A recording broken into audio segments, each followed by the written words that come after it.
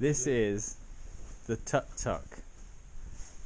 What was the TukTuk is now a CBR1000 engine grafted in with the frame. That's the frame from the CBR. All of this bit here, and then cut. New bits of metal put in.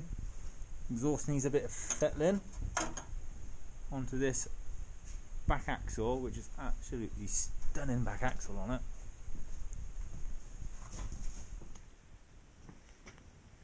Independent suspension. Look at that working. Oh my gosh.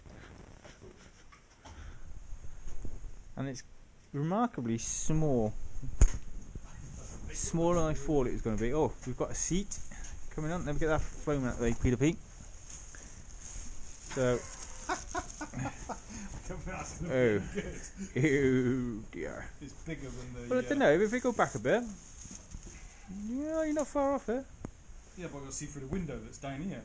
Oh God, yeah. Why is that so ugly? Well, get up in and have a seat and. No.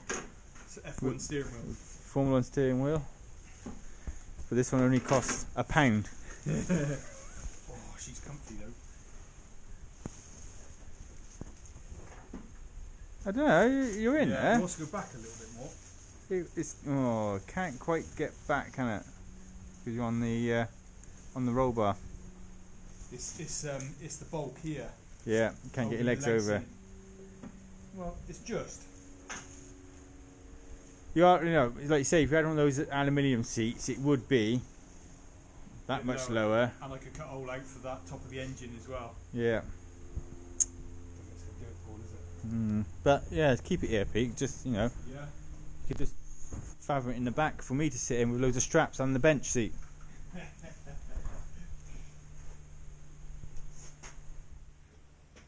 Definitely a work of art. It'll be easy to bolt into the back.